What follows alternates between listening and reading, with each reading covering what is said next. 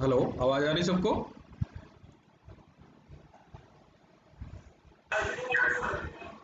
Okay okay okay, thank you. Good morning class. हम लोग second unit study कर रहे हैं इलेक्ट्रिकल मेजरमेंट का। ठीक है, तो उसमें एज पर सिलेबस हम लोगों ने 98% सिलेबस सेकेंड यूनिट का कंप्लीट कर लिया है।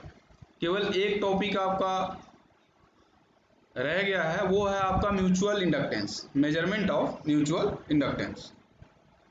हम लोगों ने measurement of resistance, measurement of inductance, measurement of capacitance, measurement of frequency, measurement of dielectric loss, different method से स्टडी कर लिया। रेजिस्टेंस का मेजरमेंट हम लोगों ने जो किया, उसको रेजिस्टेंस को 3 कैटेगरी में कैटेगराइज करके स्टडी किया। Low resistance, medium resistance, high resistance.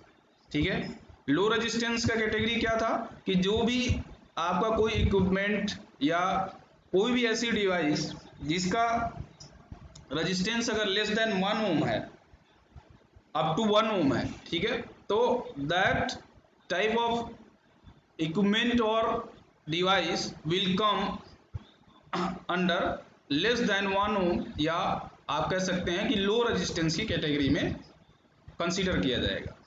ठीक है, अगर आपका कोई डिवाइस या कोई भी ऐसा कंपोनेंट्स जिसका रेजिस्टेंस 1 ओम से ज़्यादा और 0.1 मेगा ओम के से कम, यानी मीडियम रेजिस्टेंस का आपका रेंज क्या है, 1 ओम से ज़्यादा और 0.1 मेगा ओम से कम। ठीक है, तो इस अगर रेजिस्टेंस की कैटेगरी में किसी भी डिवाइस कंपोनेंट या जिसका भी हमें रेजिस्टेंस मेजर करना है, अगर उस कैटेगरी में कंसीडर होता है, तो वो आपका मीडियम रेजिस्टेंस की तरह ट्रीट किया जाता है, और उसके मेजरमेंट के हमने मेथड्स भी स्टडी किए। ठीक, फिर आपका आता है हाई रेजिस्टेंस मेजरमेंट। तो हाई रेजिस्टेंस में आपका क्या है कि हाई रेजिस्टेंस में अगर आपका रेजिस्टेंस 0.1 मेगा ओम से ज़्यादा है, अब वो हाई रेजिस्टेंस में 0.1 मेगा ओम केवल मिनिमम रेंज है, मैक्सिमम रेंज आपका कुछ भी हो सकता है। ठीक है, तो वो आपका आएगा हाई रेजिस्टेंस की कैटेगरी। तो इन तीनों टाइप के रेजिस्टेंस को मेजर करने के हम लोगों ने मेथड्स को स्टडी कर लिया है। ठीक है, फिर आया था मेजरमेंट ऑफ इंडक्टेंस, ठीक है, मेजरमेंट ऑफ कैपेसिटेंस। तो मेजरमेंट ऑफ इंडक्टेंस हम लोगों ने स्टडी किया, उसके भी आपके 4 मेथड्स थे, उसको स्टडी किया। ठीक है, फिर उसके बाद आपका था मेजरमेंट ऑफ कैपेसिटेंस, उसके आपके 2 मेथड्स थे, हम लोगों ने उसको स्टडी किया। फिर उसके बाद आपका था मेजरमेंट ऑफ फ्रीक्वेंसी, उसके लिए आपका एक मेथड था, उसको स्टडी किया। ठीक है, अब हम लोगों का लास्ट टॉपिक जो है सेकेंड यूनिट का, वो है आपका मेजरमेंट ऑफ म्यूचुअल इंडक्टेंस। तो म्यूचुअल इंडक्टेंस, जैसे अभी इसके पहले जो मैं इंडक्टेंस की बात कर रहा था, वो था आपका सेल्फ इंडक्टेंस, यानी कोई भी डिवाइस या कोई इक्विपमेंट जो उसका जो सेल्फ इंडक्टेंस होता है, उसको मेजरमेंट करने का मेथड हम लोग ऑलरेडी डिस्कस कर चुके हैं, जिसमें आपका मैक्सवेल इंडक्टेंस ब्रिज था, मैक्सवेल इंडक्टेंस कैपेसिटेंस ब्रिज था, ठीक है, ओवेंस ब्रिज था, एंडरसन ब्रिज था। तो उसमें जो आपके मेथड्स थे वो क्वालिटी फैक्टर के बेसिस पे डिस्टिंग्विश हो रहे थे। जैसे आपका जो मैक्सवेल इंडक्टेंस कैपेसिटेंस ब्रिज था, वो in between 1 to 10 quality factors के जो भी आपका क्वाइल होगा, ठीक है, जो भी क्वाइल होगा जिसका इंडक्टेंस हम सेल्फ इंडक्टेंस मेजर कर रहे हैं, अगर उसका quality factor will lie between 1 to 10, ठीक है, तो उसमें हम उसमें हम Maxwell inductance capacitance bridge apply करेंगे।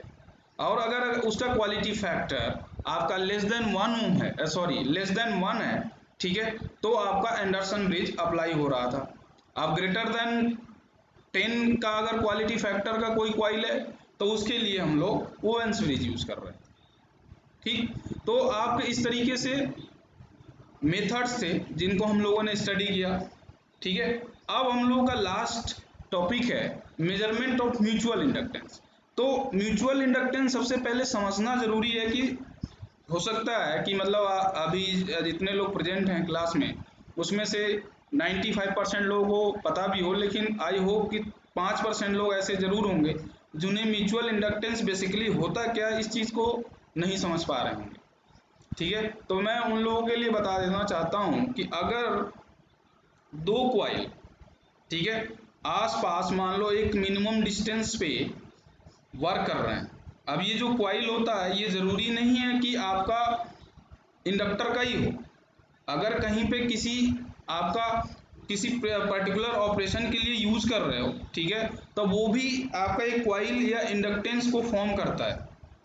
ठीक, तो उस चीज को अब मान लो दो क्वाइल साइड में पुट अप हैं, ठीक है, एक मिनिमम डिस्टेंस पे रखे हुए हैं, ठीक है, तो उसमें अगर एक क्वाइल में करंट फ्लो होगा, जैसे मान लो एक आपका क्वाइल है क्वाइल 1 और दूसरा है क्वाइल 2, ठीक, या एक तरह से कह सकते हो कि दो हमने डिवाइस बनाई हुई है जिसमें दो इंडक्टर्स हमने यूज किया हुआ है, या दो क्वाइल हमने यूज किया क्वाइल 1 और क्वाइल 2।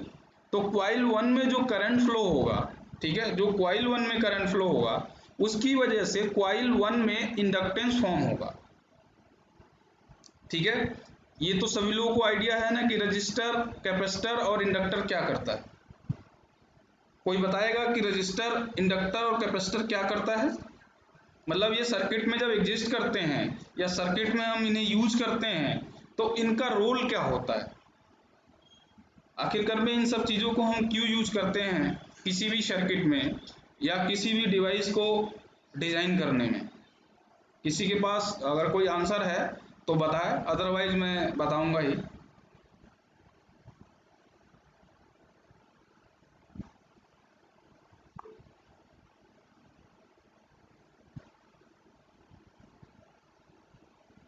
ठीक है, कुछ और? मैंने तीनों कंपोनेंट्स के बारे में पूछा है, रेजिस्टेंस, कैपेसिटेंस, इंडक्टेंस।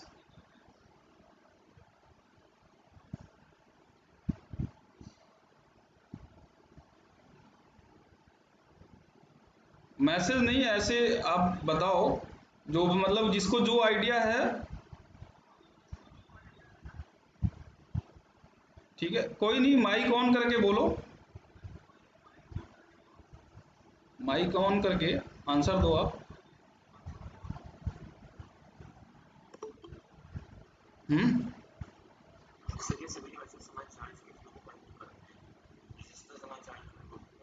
हम्म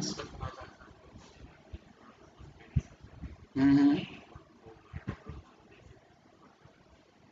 ठीक ठीक, गुड, वेरी गुड। और कुछ, मतलब और किसी के पास कोई आंसर है तो वो माइक ऑन करके बताए मुझे। देखो क्या है कि आपको कितना आइडिया है इस चीज़ को जब मैं जान लेता हूँ तब मुझे भी पता होता है कि किस लेवल से बताना है, इसलिए मैं पूछता हूँ। ठीक है,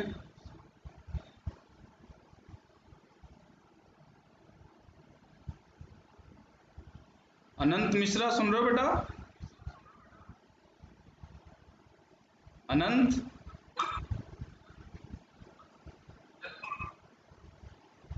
कुछ आइडिया है कि आपका जो रेजिस्टेंस, इंडक्टेंस और कैपेसिटेंस होते हैं सर्किट में, या हम रजिस्टर, इंडक्टर और कैपेसिटर जो सर्किट में यूज करते हैं, ठीक है, या जो आपका ऑटोमेटिक मान लो फॉर्म हो जाता है, ठीक है, तो आखिर इनका रोल क्या होता है सर्किट में, किस पर्पज के लिए लगाए जाते हैं, यूज किए जाते हैं? अगर ये फॉर्म हो जाते हैं ऑटोमेटिक तो ये क्या सर्किट में चेंज या क्या सर्किट में प्रॉब्लम क्रिएट कर सकते हैं? ये बहुत बेसिक सा क्वेश्चन है। हाँ हाँ, हाँ हाँ,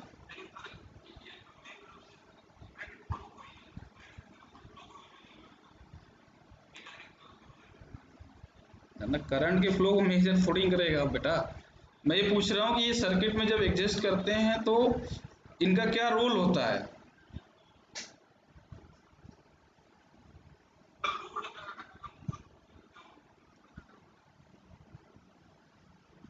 ठीक ठीक, ओके, गुड। कोई नहीं, मतलब जिसको जो पता है वो बताए आंसर। देखो जो भी आंसर देता है सबका आंसर करेक्ट होता है। बस ये होता है कि किसी का एकदम एग्जैक्ट आंसर होता है, किसी का क्या होता है कि 5% करेक्ट होता है, किसी का 10% करेक्ट होता है, किसी का 30% करेक्ट होता है। तो इसलिए जिसके भी माइंड में जो भी आंसर रहे जरूर देना चाहिए। ये कभी भी नहीं सोचना चाहिए कि शायद मैं गलत हूँ। कई बार होता है कि आपको लगता है मैं गलत हूँ और वही आंसर करेक्ट होता है। ठीक है, तो अगर देखो मैं बताऊं, इंटरव्यू में अपने आप को अच्छा प्रेजेंट करने का यही तरीका होता है कि जब भी आपसे कहीं पे भी मतलब क्वेश्चन पूछे जाएं, ठीक, क्योंकि जैसे क्या होता है कि कई लोगों का इंटरव्यू आप देखते हो कि अच्छा जाता है, कई लोगों का इंटरव्यू क्या होता है उतना अच्छा नहीं हो पाता है, बल्कि उन्हें नॉलेज ज़्यादा होती है। ठीक है, in comparison to other student, जैसे कोई आप प्रैक्टिकली देख भी रहे होगे, ठीक है, चाहे वाइवा हुआ या इंटरव्यू हुआ, तो कई लोग होता है कि उनको कम मतलब उस टॉपिक के बारे में कम नॉलेज होती है, लेकिन फिर भी वो अच्छा एक्सप्लेन कर देते हैं in front of the interviewer या टीचर। ठीक है, और उसके बाद कई लोगों को क्या होता है कि ज़्यादा आइडिया होता है उस टॉपिक के बारे में या ज़्यादा जानते हैं, लेकिन वो उतना अच्छा एक्सप्लेन नहीं कर पाते, वो बता नहीं पाते। तो बेसिकली क्या है कि वो स्टार्टिंग से ही जब भी उन्हें मौका मिला अपने आप को प्रेजेंट करने का, तो उन्होंने उस चीज़ को यूटिलाइज नहीं किया, यानी उस अपॉर्चुनिटी को ग्रैब ना करके क्या किया कि उसको ऐसे ही छोड़ दिया। तो जब कुछ जैसे कोई भी चीज़ हुआ, चाहे आप इंटरव्यू फेस कर रहे हो, चाहे आप कोई भी लाइफ का कोई भी पार्ट है, ठीक है, हमेशा प्रैक्टिस मांगता है। आप छोटा सा छोटा काम भी शुरू करो तो उसमें भी ये होगा कि जो बंदा उसमें पहले से उस वर्क को किया रहता है वो ज़्यादा परफेक्ट तरीके से करता है जो फर्स्ट टाइम उसको परफॉर्म करता है। ठीक है, ये आप भी अपने डेली मतलब डेली लाइफ में देख रहे होगे, डेली लाइफ में फेस कर रहे होगे। ठीक है, तो मेरा कहने का मतलब है कि आपको जब भी क्वेश्चन पूछे जाएं, आपके माइंड में जो भी आंसर आए तो उसको जरूर बताइए। देखो ज़्यादा से ज़्यादा क्या होगा, वो गलत होगा, और मैंने बताया कोई भी आंसर गलत नहीं होता है अगर आप उसी टर्म से रिलेटेड आंसर देते हो तो। ठीक है, बस ये होता है कि परसेंटेज किसी का जैसे परसेंटेज आपका कम होगा, किसी का परसेंटेज ज़्यादा होगा। जैसे मतलब मैंने कोई क्वेश्चन पूछा तो आप जैसे एक ने आंसर दिया, हो सकता है कि 95% उसका आंसर करेक्ट हो सकता है दूसरे का 5% आंसर, अगर आप उसी टॉपिक से ही रिलेटेड आंसर दे रहे हो तो इसलिए क्या है कि जो अगर आपको अपना वाइवा का स्किल डेवलप करना है, ठीक है, अपनी वाइवा का मतलब आप कहीं पे इंटरव्यू देने जा रहे हो या आप वाइवा देने जा रहे हो और आपको आंसर पता होते हुए भी आप अगर नहीं एक्सप्लेन कर पा रहे हो, ठीक है, तो उसका बेस्ट तरीका है उस चीज़ को मतलब इम्प्रूव करने का या उस क्वालिटी को अपने अंदर डेवलप करने का कि आप अपने फ्रेंड्स के साथ ग्रुप डिस्कशन करिए। और दूसरा, जब भी आपको मतलब क्लास में जब आप क्लास कर रहे हो, अटेंड कर रहे हो, ठीक है, तो वहाँ पे आंसर जरूर देने की कोशिश करिए। कुछ भी मतलब उस टॉपिक से रिलेटेड कुछ भी आपको आइडिया हो तो जरूर आंसर करिए कि सर इसका ये हो सकता है, इसका ये हो सकता है। देखो ज़्यादा से ज़्यादा क्या होगा, वो आंसर आपका 5% करेक्ट होगा। मैंने बताया आंसर सारे करेक्ट होते हैं, बस परसेंटेज कम होता है अगर आप उसी टॉपिक से रिलेटेड आंसर दे रहे हो तो। ठीक है, तो काफ़ी लोगों ने आंसर किया चैट में, तो मुझे अच्छा लगा देख करके कि लोग ट्राई कर रहे हैं और काफ़ी लोगों ने आंसर काफ़ी मतलब हद तक सही भी दिया है। ठीक है, फिर भी मैं आप लोगों को बताता हूँ कि ये तीनों जो कंपोनेंट्स हैं, ठीक है, आपका रजिस्टेंस, कैपेसिटेंस और इंडक्टेंस। देखो रजिस्टेंस आपका जो सर्किट में यूज किया जाता है, ठीक है, बेसिकली ये आपका किसी ने आंसर भी बताया था कि सर ये फ्लो ऑफ चार्ज को कंट्रोल करता है। बिल्कुल सही बात है, आपको पता है कि रेजिस्टेंस जो है वो आपका फ्लो ऑफ करंट को क्या करता है, रोकता है। ठीक, तो लेकिन उससे ये भी है कि जब आपका फ्लो ऑफ करंट यानी एक तरीके से किसी सर्किट में हमें कम करंट फ्लो करवाना है, ज़्यादा करंट फ्लो करवाना है, कितना करंट फ्लो करवाना है, ठीक है, उसके लिए हम रेजिस्टेंस यूज करते हैं या उस सर्किट में। और ये भी बात है कि जब हम रेजिस्टेंस यूज करते हैं तो आपका जो पावर का लॉस होता है वो केवल और केवल रेजिस्टेंस में होता है। जैसे तीनों कंपोनेंट है ना, इंडक्टेंस, कैपेसिटेंस और रेजिस्टेंस, तो टोटल अगर तीनों ये सर्किट में कनेक्टेड हैं, तो अगर हम पावर लॉस फाइंड आउट करेंगे तो केवल और केवल केवल और केवल रेजिस्टेंस के अक्रॉस पावर लॉस आपका फाइंड आउट होता है। ठीक है, बाकी आपका इंडक्टर और कैपेसिटर क्या करता है कि इंडक्टर और कैपेसिटर दोनों एनर्जी को स्टोर करता है। जब आप इलेक्ट्रिकल सप्लाई किसी सर्किट में दे रहे होते हो, ठीक है, तो वो क्या है कि जब उस सर्किट में ये सप्लाई जा रही होती है तो ये दोनों कंपोनेंट एनर्जी को स्टोर कर रहे होते हैं। लेकिन आप इस चीज़ से अवेयर हैं कि एनर्जी, इलेक्ट्रिकल में एनर्जी दो टाइप की होती है, एक इलेक्ट्रोमैग्नेटिक एनर्जी होता है और एक इलेक्ट्रोस्टैटिक एनर्जी होता है। ठीक है, तो जो आपका इंडक्टर होता है वो इलेक्ट्रोमैग्नेटिक एनर्जी को स्टोर करता है। ठीक है, इंडक्टर कौन सी एनर्जी को स्टोर करता है? इलेक्ट्रोमैग्नेटिक एनर्जी को। और कैपेसिटर कौन सी एनर्जी को स्टोर करता है? इलेक्ट्रोस्टैटिक एनर्जी को। और ये दोनों जो सर्किट में यूज किए जाते हैं, ठीक है, तो ये भी आपका क्या करते हैं कि जैसे आपका कैपेसिटर है वो वोल्टेज को स्टोर करता है, यानी जो इलेक्ट्रोस्टैटिक एनर्जी को स्टोर करता है in terms of voltage store करता है। ठीक है, और उसके बाद जो आपका इंडक्टर है, इंडक्टर जो इलेक्ट्रोमैग्नेटिक एनर्जी को स्टोर करता है वो आपका in terms of current store करता है। तो इसीलिए हम उसको सर्किट में जब यूज करते हैं तो करंट लिमिटर भी बोलते हैं। ठीक है, इंडक्टर जो आपका सर्किट में यूज हो रहा होता है वो उसको हम करंट लिमिटर भी बोलते हैं। ठीक है, तो इसलिए उसमें जो आपका फॉर्मूला होता है, इंडक्टर में जो एनर्जी स्टोर हुई, जो इलेक्ट्रोमैग्नेटिक एनर्जी स्टोर हुई, उसका फॉर्मूला होता है हाफ एल आई स्क्वायर, जहाँ पे एल जो है वो इंडक्टेंस ऑफ द कॉइल है और आई आपका जो है उस इंडक्टर में या उस कॉइल में जो करंट फ्लो हो रहा है वो है। ठीक है, यानी हाफ एल आई स्क्वायर। और कैपेसिटर का क्या होता है? Half C V square. C क्या है? Capacitance of the circuit, and V क्या है? Voltage across the capacitor. ठीक है, तो ये तीनों कंपोनेंट का ये रोल होता है अगर किसी सर्किट में यूज हो रहे हैं या किसी सर्किट में ऑटोमेटिक फॉर्म हो रहे हैं। ठीक है, तो और उसके बाद एक और बता देता हूं कि कैपेसिटर जब किसी सर्किट में फॉर्म होता है तो वो क्या करता है, मैंने बहुत स्टार्टिंग में बताया था कि एक टर्म होता है पावर फैक्टर।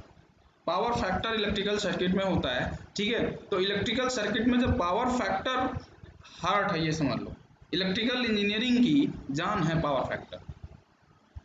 ठीक है, यानी अगर आप कुछ भी डिस्कस करोगे बड़े लेवल पे about the electricity, about the consumption of power, ठीक है, तो आप क्या डिस्कस करोगे?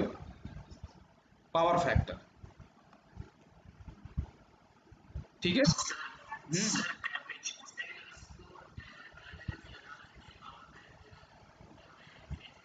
बिल्कुल बिल्कुल करेक्ट बात है। तो मैंने आपको वही बताया कि ये तो कैपेसिटर क्या है, पावर फैक्टर को इम्प्रूव करता है, और इंडक्टर क्या करता है, पावर फैक्टर को डिक्रीज करता है। तो ऐसे मतलब अगर हम एक कंपैरिजन लिखना चाहें एक टेबल में, ठीक है, तो बहुत सारे टर्म्स हैं, बहुत सारे क्वालिटीज हैं जिसको हम डिस्कस कर सकते हैं।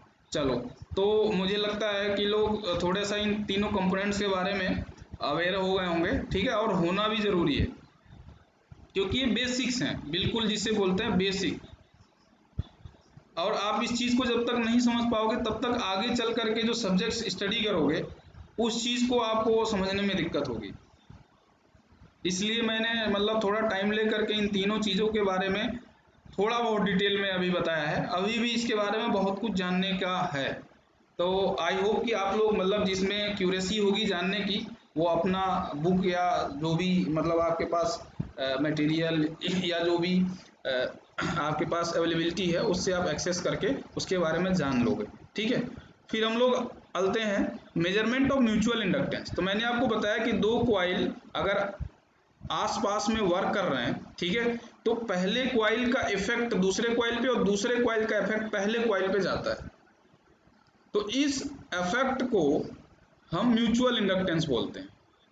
जैसे कॉइल 1 में करंट फ्लो होगा तो कॉइल 1 में उसका सेल्फ इंडक्टेंस डेवलप होगा, कॉइल 2 में करंट फ्लो होगा तो कॉइल 2 का सेल्फ इंडक्टेंस डेवलप होगा, लेकिन दोनों में जब करंट फ्लो हो रहे होंगे तो कॉइल 1 की वजह से एक एक्स्ट्रा इंडक्टेंस कॉइल 2 पे डेवलप हो रहा होगा, और कॉइल 2 में जो करंट फ्लो हो रहा है तो कॉइल 2 के करंट फ्लो होने का इफेक्ट कॉइल 1 पे पड़ेगा, और वो एक एक्स्ट्रा इंडक्टेंस कॉइल 1 में इंड्यूस कर रहा होगा, उसको हम बोलते हैं म्यूचुअल इंडक्टेंस। यानी effect of adjacent coil on the working coil and its develop an extra inductance is known as mutual inductance।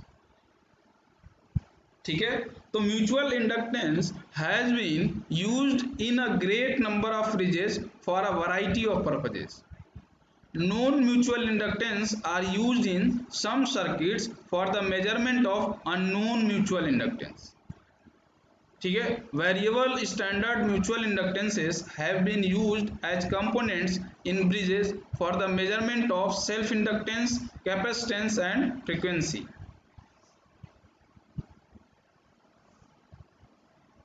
तो हम लोग डायरेक्ट आते हैं म्यूचुअल इंडक्टेंस।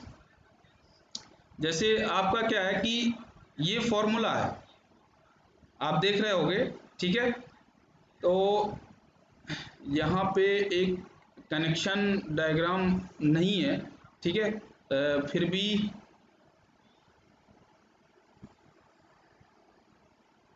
मैं आप लोगों को बताता हूँ।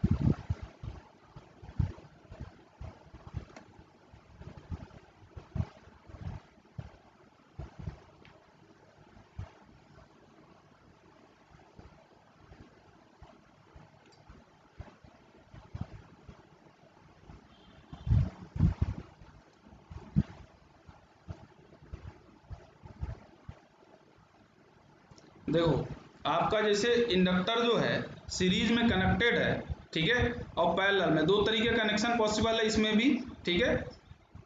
आपका पैरेलल कनेक्शन इंडक्टर का और सीरीज कनेक्शन इंडक्टर का, ठीक है। तो अगर इंडक्टर सीरीज में कनेक्टेड है इस फॉर्म में, तो इसका इक्विवेलेंट जो इंडक्टेंस होता है वो वैल्यू होती है जस्ट रेजिस्टेंस की तरह ऐड हो जाता है।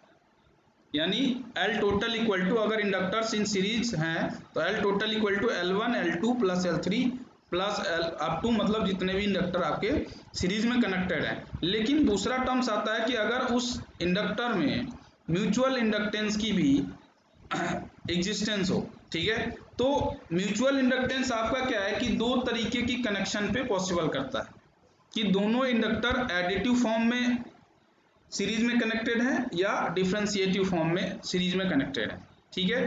तो आपका देखो ये यहाँ पे आप देखो कि दो इंडक्टर हैं, ठीक है, दो इंडक्टर हैं, एक इंडक्टर है L1 और दूसरा इंडक्टर है L2। यानी एक आपका कॉइल है AB और दूसरा इंडक्टर कॉइल है CD। विजुअल है ना सभी लोगों को? ठीक ठीक। तो यहाँ पे आप देखो कि दो, ये मैं बहुत बेसिक बता रहा हूँ आज, ठीक है। आपको आगे जो सब्जेक्ट स्टडी करोगे उसको पढ़ने में आपको बहुत हेल्प मिलेगी। जो नेटवर्क और सिग्नल सिस्टम अभी आप स्टडी करोगे, ठीक है, उसमें आपको ये बहुत हेल्प करेगा। क्योंकि उसमें हम ट्रांजिएंट से कंडीशन लेते हैं, हम लेस देन 1 सेकेंड का कंडीशन लेकर के सॉल्व करते हैं प्रॉब्लम्स को, ठीक है, उसकी बिहेवियर को स्टडी करने की कोशिश करते हैं। तो यहाँ पे देखो आपका दो कॉइल है ए बी और सी डी। अभी दोनों देखो, हम अभी सीरीज कनेक्शन को स्टडी कर रहे हैं। मैंने बताया अगर म्यूचुअल इंडक्टेंस एग्जिस्टेंस में नहीं है तो वो जस्ट रेजिस्टेंस की तरह क्या हो जाएगा, ऐड हो जाएगा। यहाँ पे आपका हम दो कॉइल को ले रहे हैं, एक ए बी है कॉइल और दूसरा सी डी है कॉइल, ठीक है। पहले कॉइल का सेल्फ इंडक्टेंस L1 है, दूसरे कॉइल का सेल्फ इंडक्टेंस L2 है।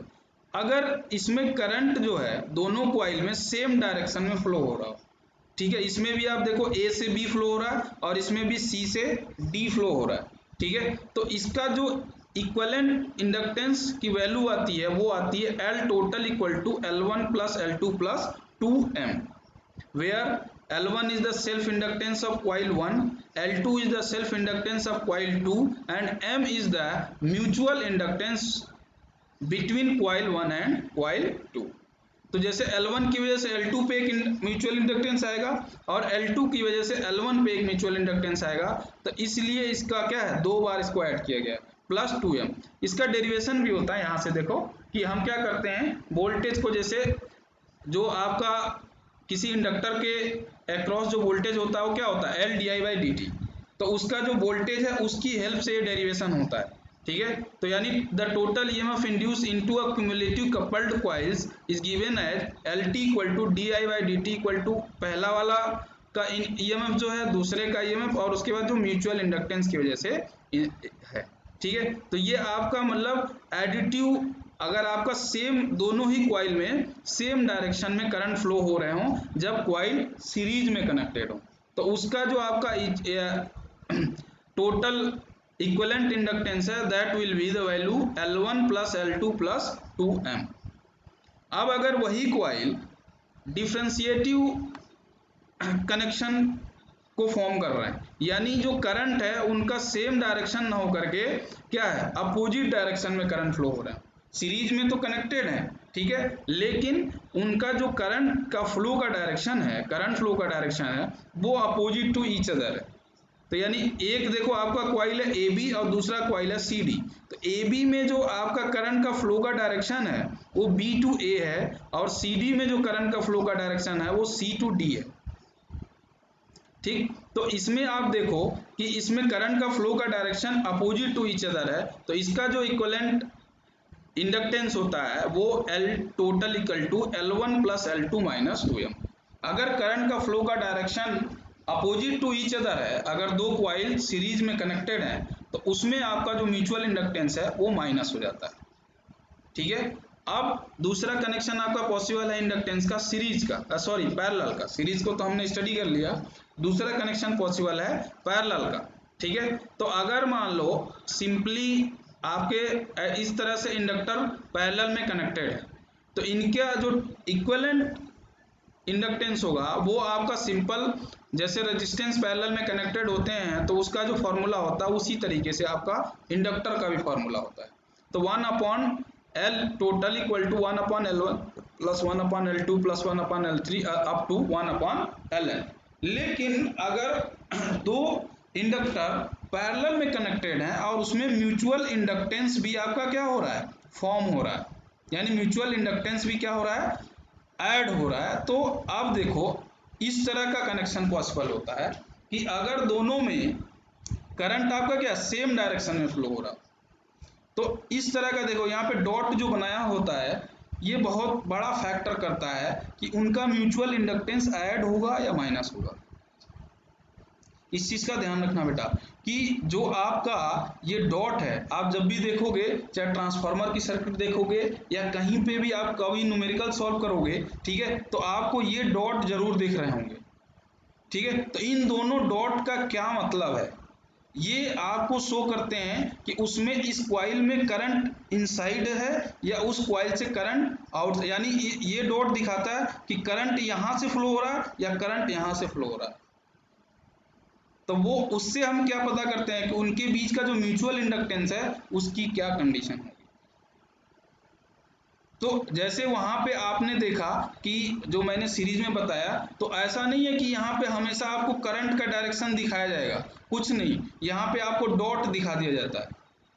जैसे यहाँ पे करंट B टू A हो रहा है ना, तो यहाँ पे डॉट दिखा देंगे, यहाँ पे C टू D है तो यहाँ डॉट दिखा देते हैं। तो इससे आपको खुद ही समझना है कि उस कॉइल में करंट का फ्लो का डायरेक्शन क्या है।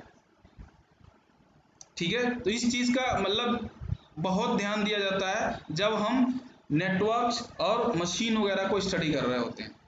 मैं एकदम बेसिक की बात आपको आज बता रहा हूँ। ठीक है, तो यहाँ पे देखो कि दो कॉइल आपका क्या पैरेलल में कनेक्टेड हैं और इनका जो कनेक्शन है वो एडिटिव नेचर है, यानी सेम डायरेक्शन में करंट फ्लो हो रहा है, यानी जो डॉट है वो दोनों के इनिशियल पॉइंट पे बना हुआ है, या अभी दूसरा जब हम स्टडी करेंगे तो एक के इनिशियल पॉइंट पे और दूसरे के एंडिंग पॉइंट पे डॉट बना होगा। ठीक है, तो अब देखो कि अगर इस तरह का कोई सर्किट हमें मिलती है तो उसका जो इक्विवेलेंट इंडक्टेंस होता है उसका फॉर्मूला होता है L1 plus L2 minus M square upon L1 plus L2 minus 2m। तो जनरली आपका जो सर्किट में हमें मिलता है वो सीरीज कनेक्शन मिलता है इंडक्टर का।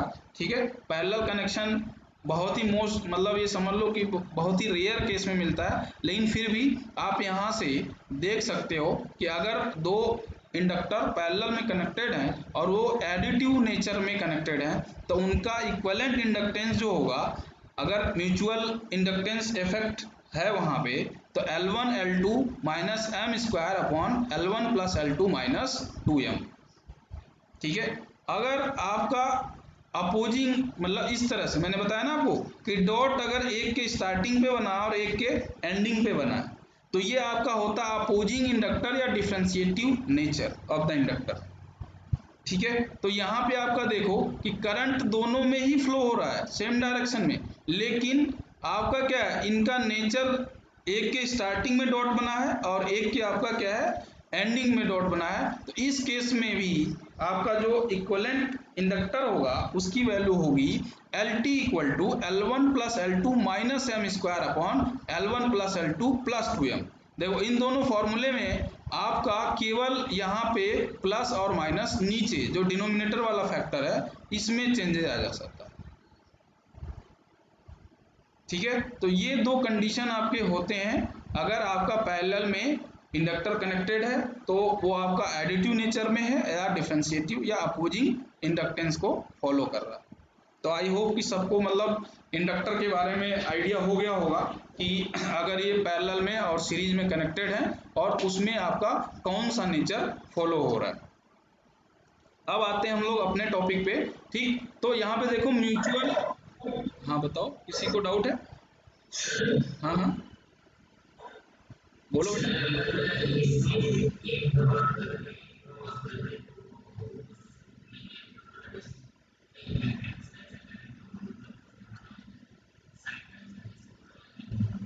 नहीं, तो इसमें जो आपका क्रॉस होता नहीं, केवल डॉट का सिंबल यूज किया जाता है। इंडक्टर में हमेशा डॉट का सिंबल यूज किया जाता है। ठीक है, वो मतलब इसमें हमेशा इसी जो ये डॉट है या तो इंडक्टर के स्टार्टिंग पॉइंट पे लगा होगा या इंडक्टर के एंडिंग पॉइंट पे लगा होगा कनेक्शन में। तो आप वहां से उस डॉट से पता कर सकते हो कि जो इसका इक्विवेलेंट इंडक्टेंस होगा तो उसका म्यूचुअल इंडक्टेंस उसको माइनस कर रहा होगा कि प्लस कर रहा होगा। तो मोस्ट केसेस आपका मतलब जो जनरली मोस्ट केसेस है वो सीरीज कनेक्शन का आता है, लेकिन अगर कहीं पैरेलल कनेक्शन आएगा तो भी आपका फॉर्मूला इसीलिए मैंने बता दिया। मोस्ट ऑफ द लोग इसके बारे में अवेयर नहीं होंगे इसलिए मैंने आपको एक्सप्लेन कर दिया। ठीक है, क्रॉस सिंबल नहीं यूज होता है इंडक्टर में। ठीक, तो यहाँ पे देखो आपका कि mutual inductance measured as self inductance. यहाँ पे देखो if the terminals of two coils whose mutual inductance is to be measured are available for series connection, measurement may be made by one of the self inductance bridges considered earlier. If the connections are made so that the magnetic field of two coils are additive, the effective, देखो यहाँ पे लिखा है कि if the connections are made so that the magnetic fields of the two coils are additive, the effective resistance the effective inductance आपका क्या हो जाएगा, L1 L equivalent equal to L1 plus L2 plus 2M। और अगर connection आपका क्या है, reverse हो, तो L इक्वलेंट इक्वल टू हो जाएगा L1 plus L2 minus 2M। तो यहाँ से अगर म्यूचुअल इंडक्टेंस हम निकालें तो म्यूचुअल इंडक्टेंस की वैल्यू क्या हो जाएगी, half L equivalent 1 minus L equivalent 2। तो यानी जैसे क्या है कि अगर हमें किसी कॉइल का या कंडक्टर का इस टॉपिक में हम ये डिस्कस कर रहे हैं कि सेल्फ इंडक्टेंस मेजरमेंट के जो मेथड थे उन्हीं से हम क्या कर सकते हैं, कैलकुलेशन करके म्यूचुअल इंडक्टेंस भी फाइंड आउट कर सकते हैं। कैसे कि जैसे मतलब उसका दो कॉइल हम कनेक्ट कर लें, ठीक है, जिनके बीच का, तो अलग अलग तरीके से उसका सेल्फ इंडक्टेंस मेजर कर लें और वहां से हम क्या है, इक्विवेलेंट इंडक्टेंस निकाल करके और वहां से हम म्यूचुअल इंडक्टेंस कैलकुलेट कर लें। तो ये मेजर नहीं कर रहे हैं बल्कि हम क्या कर रहे हैं, जो हमने सेल्फ इंडक्टेंस मेजर किया है उसी की हेल्प से म्यूचुअल इंडक्टेंस को कैलकुलेट कर रहे हैं। ठीक है, अब आपका क्या है कि म्यूचुअल इंडक्टेंस मेजर करने का मेथड, यानी जिस साइंटिस्ट ने मेथड ड्रॉ किया उनका नाम था हेविसाइड। तो इसको बोलते हैं हेविसाइड म्यूचुअल इंडक्टेंस ब्रिज। ठीक, तो यहां पे देखो किस तरह से कनेक्शन आपका, ये वाला जो फर्स्ट आर्म के जो मतलब फर्स्ट ब्रांच जो होते हैं इसके पैरामीटर्स क्या होते हैं, वो अननोन होते हैं, उन्हीं को हमें क्या करना रहता है, मेजर करना रहता है। बाकी सब आपके क्या है, मतलब ऑलरेडी नोन होते हैं। तो अब मान लो एक ब्रिज बनाया गया जिसमें फर्स्ट आर्म में L1 R1 था और L1 के देखो पैरेलल में एक कॉइल है जिसका नेचर इस तरह से, यहाँ पे आपका डॉट है और इसका यहाँ पे डॉट है। तो इस तरह का आपका कनेक्शन एक बनाया गया L1। ठीक है, यहाँ पे कोई प्रीवियस चीज को डिस्कस किया गया है कि कैसे आपका देखो, अगर डॉट इसमें यहाँ बनाया गया, L1 के स्टार्टिंग में भी डॉट है और L2 के स्टार्टिंग में भी डॉट है। ठीक है, तो आपका इसमें जो फ्लक्स डेवलप होगा वो आपका एडिटिव नेचर का होगा। अगर इसके स्टार्टिंग में डॉट है, सेकेंड में बी वाले में देखो यहाँ पे, ठीक है, तो और उसके बाद L2 के क्या है, एंडिंग में डॉट है, तो ये आपका इसका फ्लक्स क्या करता है, अपोजिट टू ईच अदर होता है, इसलिए म्यूचुअल इंडक्टेंस क्या होता है, माइनस होता है। ठीक, तो ये इस तरह से, तो हेविसाइड म्यूचुअल इंडक्टेंस ब्रिज में कि this bridge measures mutual inductance in terms of known self inductance. The same bridge, slightly modified, was used by Campbell to measure a self inductance in terms of a known mutual inductance। तो यहाँ पे देखो Heaviside Campbell bridge नीचे है, ठीक है, उसको study करेंगे। लेकिन यहाँ पे जो आपका हेविसाइड ब्रिज है, ठीक है, हेविसाइड ब्रिज में आपका फर्स्ट आर्म में L1 R1 है, सेकेंड में L2 R2 है। L1 R1 अननोन है, ठीक है, इसको हमें मेजर करना है और इसके पैरेलल में एक आपका इंडक्टर है जिसका म्यूचुअल इंडक्टेंस मेजर होगा। ठीक है, इसकी वजह से इसकी इफेक्ट, इसकी वजह से इसका इफेक्ट। और उसके बाद आपका फोर्थ आर्म का रेजिस्टेंस है R4 और थर्ड आर्म का जो है प्योरली रेजिस्टिव है R3। तो यहाँ पे देखो, अगर हम फेजर डायग्राम की बात करें तो आपका सिंपली अगर हमने I1 कंसीडर कर लिया एक्स एक्सिस पे, तो I1 में I1 R1 और उसका 90 डिग्री पे क्या होगा, I1 ओमेगा L1 होगा। ठीक है, और उसके बाद आपका जो I2 है इसकी वजह से यहाँ पे देखो I1 प्लस I2, तो इसमें जो म्यूचुअल इंडक्टेंस का जो करंट होगा I1 की वजह से भी होगा और I2 की वजह से भी होगा। ठीक है, तो I1 प्लस I2 ओमेगा है। तो ये आपका क्या हो जाएगा, इसके अक्रॉस टोटल वोल्टेज ड्रॉप। उसी तरह से सिमिलरली आपका अगर हम इसको लेते हैं तो ये हो जाएगा I1 R3 और इन सब का जो आपका, और उसके बाद I2 यहाँ से ले लेंगे I2 R2, ठीक है, और उसके 90 डिग्री पे I2 ओमेगा L2 हो जाएगा इस वाले ब्रांच में। ठीक है, और उसके बाद जो वोल्टेज आपका इसके क्रॉस होगा वही वोल्टेज आपका इसके क्रॉस होगा, तो इसलिए I1 R3 equal to I2 R4 हमने कर दिया है। तो इन दोनों का जो फेजर सम होगा वो आपका क्या होगा, टोटल ई होगा। तो ये आपका फेजर डायग्राम है। फेजर डायग्राम अगर स्टेप बाय स्टेप आप करते चलोगे तो वो ड्रॉ होता चलेगा। तो हेविसाइड म्यूचुअल इंडक्टेंस ब्रिज, अब इसमें देखो let M is the unknown mutual inductance L1 is the self inductance of secondary of mutual inductance, L2 is known as self inductance, and R1, R2, R3, R4 are non inductive resistors. तो same वही condition हम apply करेंगे कि जब आपका bridge balance होगा तो I1 R3 equal to I2 R4, ये जो वोल्टेज इसके क्रॉस होगा, ये वोल्टेज इसके क्रॉस सेम होगा, क्योंकि आपको मैं ऑलरेडी इसके बारे में बता चुका हूं कि कैसे सेम होता है।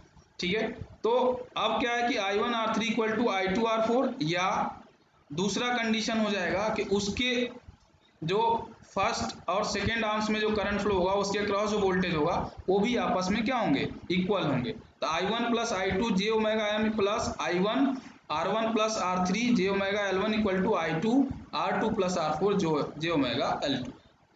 तो यहाँ से जब हम इस इक्वेशन को सॉल्व करेंगे तो फाइनली हम कंक्लूड करके रियल और इमेजिनरी पार्ट को जब इक्वल करेंगे तो हमें जो फॉर्मूला मिलेगा वो मिलेगा m equal to L2 minus L1 R4 by R3 upon R4 by R3 plus 1, और R3 अगर मान लो इसको हम निकाल लें तो R3 L2 minus R4 L1 upon R4 plus R3। तो यहां से आपका क्या है, म्यूचुअल इंडक्टेंस फाइंड आउट हो जाएगा किसी सर्किट का। तो यहां तक किसी को डाउट है तो पूछ सकता है।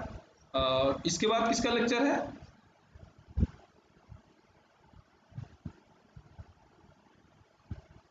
हेलो, आवाज आ रही सबको?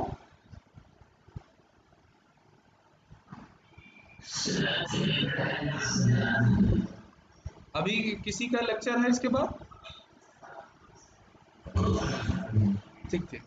तो फेजर डायग्राम देखो आपका क्या है कि जो इस ब्रांच में करंट फ्लो हो रहा है, जो इस ब्रांच में करंट फ्लो हो रहा है, और जो इस ब्रांच में करंट फ्लो हो रहा है, और इस ब्रांच में करंट फ्लो जो हो रहा है, ठीक है, इन दोनों का आपका क्या होगा, वोल्टेज, फर्स्ट आर्म का वोल्टेज और इस आर्म का वोल्टेज क्या होता है, आपस में इक्वल होता है।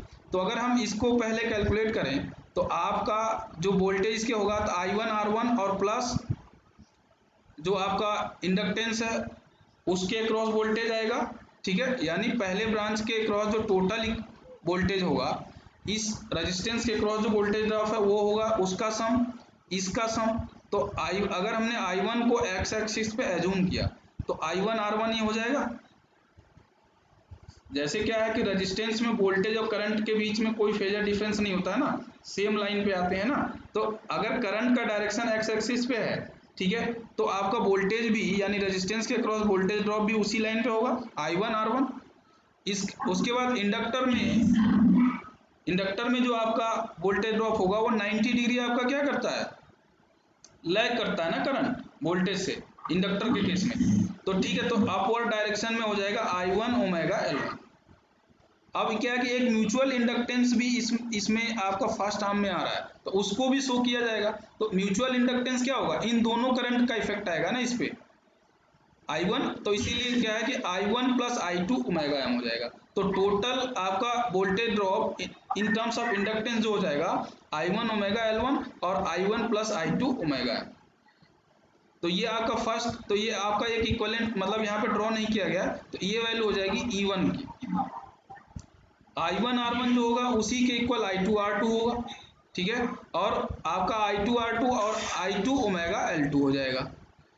अब अगर हम इस पे बात करें तो I1 एक्स एक्सिस पे है तो I1 R3 प्योरली रजिस्टिव है, तो ये भी आपका सेम लाइन पे होगा, बस वैल्यू क्या होगी, डिफरेंट होगी, तो I1 R3 हो जाएगा।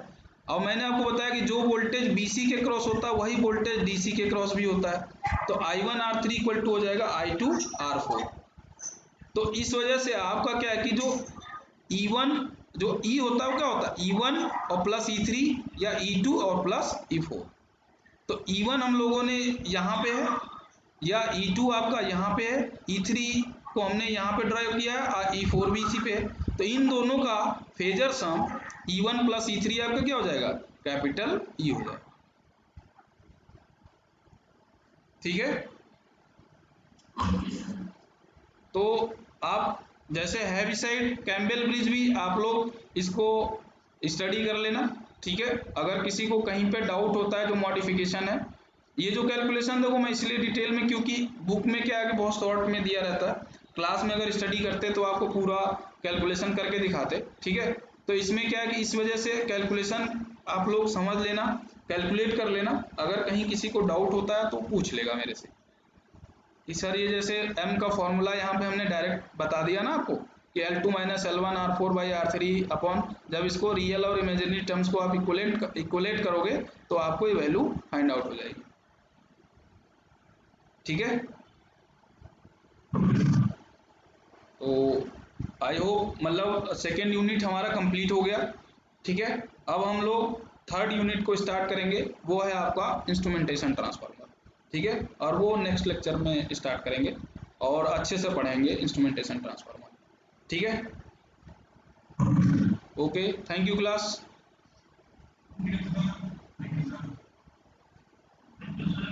ओके ओके बेटा।